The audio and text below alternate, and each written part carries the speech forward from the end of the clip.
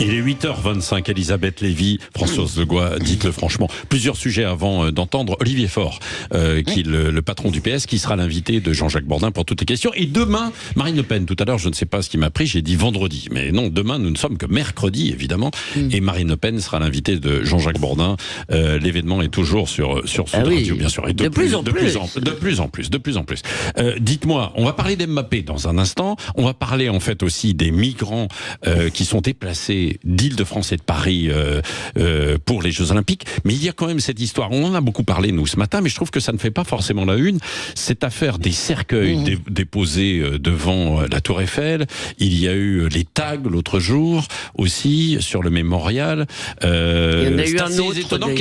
Qu'est-ce que ça vous qu'est-ce que ça suscite chez vous comme réaction? Je trouve ça effrayant et je pense, et moi la première en réalité, heureusement qu'il y a eu la campagne des Européennes et j'ai bien écouté les candidats, bien sûr Raphaël Glucksmann, mais pas simplement. Là-dessus, je peux entendre ce que dit Emmanuel Macron. J'ai vraiment pris conscience de la puissance de l'ingérence. Pour moi, ça s'arrêtait, si vous voulez, au hacking des institutions, des administrations. Là, on touche des peurs archaïques, les mains rouges sur le mur, les cercueils, tout ça est laid, tout ça nous déstabilise, tout ça est fait pour nous fracturer. Donc oui, effectivement. Et je pense que je fais mon mea culpa, je n'avais pas pris la mesure en réalité de la puissance de ces ingérences.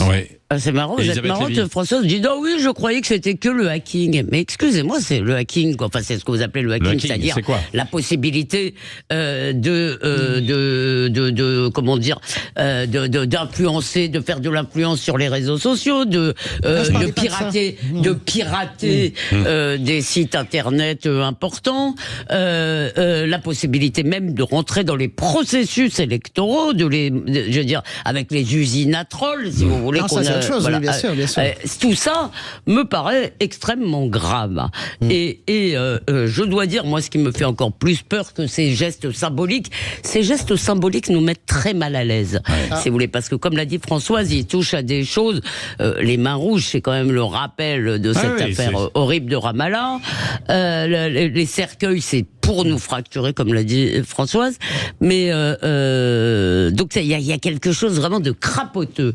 Mais je veux dire, il faut se rendre compte aujourd'hui qu'il y a des puissances, évidemment la Russie en tête, mais probablement la Chine, qui avec des moyens électroniques peuvent réellement faire des choses graves. Et ça, vous avez raison Patrick, ça devrait être la une de tous les journaux. Plutôt que le danger affreux représenté par CNews. Oui, vous l'avez placé quand même. Non, c'est intéressant, je trouve, de voir quand même que est-ce qu'il n'y a pas une part de mobilisation plus importante justement qu'on constate pour les élections européennes, justement qui est liée à cette conscientisation et à cette prise de plus en plus importante de conscience de l'électorat et en réalité des citoyens de la dangerosité de la situation.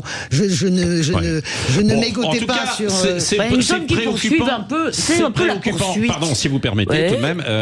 Ce qui est préoccupant, c'est qu'il y a les Jeux Olympiques qui arrivent, bien sûr, et qu'il peut y avoir aussi des actions, comme on l'a évoqué. C'est déjà arrivé, le hacking. Les dizaines de migrants, 5000 au minimum, c'est ce que annoncent les associations, déplacés d'Île-de-France vers les régions pour faire place nette. Elisabeth et moi, nous vivons dans le centre de Paris. Il y en a beaucoup qui étaient à côté de chez moi. Je dois signaler, à Pont-Marie, je dois signaler quand même l'attitude formidable des policiers parisiens.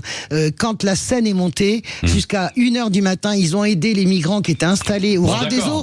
Mais sur le déplacement. Sur le déplacement. Mais moi, je préfère qu'ils soient dans des endroits, sérieusement, où ils peuvent se laver, et faire leurs besoins. Vous vous rendez compte qu'ils étaient obligés d'aller au bain-douche? Non, mais écoutez, moi, c'est des êtres humains, donc on les traite comme des êtres humains.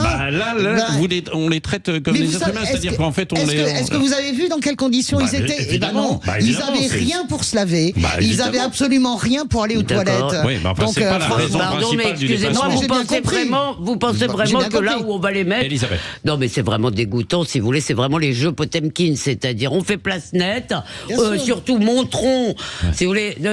Et en plus, c'est totalement ridicule parce que ce que vont découvrir les touristes, en supposant que les touristes viennent, c'est une ville absolument en état de siège où on ne peut pas circuler. Enfin, je vous rappelle que déjà, je le dis pour les Parisiens ou pour même les provinciaux connaissent Paris quand même. Je veux dire, et déjà, les Invalides sont fermés, la Concorde est fermée, les lignes de métro sont fermées. On ne peut. Ça commence dans plus d'un mois, je crois. Hein. Bien sûr, Ouais, ouais, ouais. Ça 26 commence juillet, dans vous plus savez. d'un mois. Ouais. Et je veux dire, C'est- Paris est en état de siège. On voit bien qu'il y a une sorte de désaffection. Et cette histoire de migrants est symptomatique, c'est-à-dire, c'est surtout faisons joli pour les touristes. Comme Il n'y toutes a les capitales. aucune considération humaine Non, mais sur je la suis façon d'accord que avec voilà. vous. Non, je voulais juste dire que j'entends tout ce que vous dites, Elisabeth. On peut aussi considérer que on n'est pas à l'abri d'une bonne surprise, que le pire n'est jamais sûr. Bah Moi, je suis assez d'accord. J'ai assez critiqué Anne Hidalgo pour dire il y en a marre. Bon. Il y en a marre de ces engueulades Ouais. sur les jeux. Ras la Souhaitons que casquette. ça. Bon, Il y a allez. ras-le-bol et elle a dit Ouais, autre bon. chose d'ailleurs.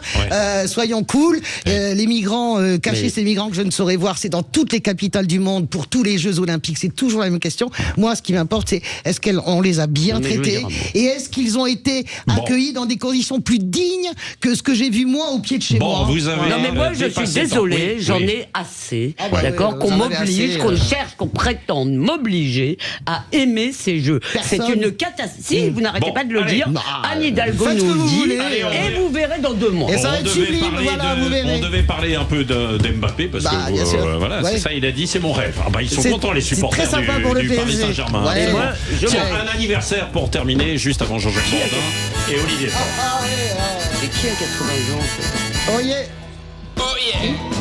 Vous l'avez reconnu, C'est c'est un Antoine. punk, c'est Antoine. mère m'a dit Antoine, fais-toi couper les cheveux. Sud Radio. Sud Radio. Parlons vrai. Parlons vrai. Sud Radio.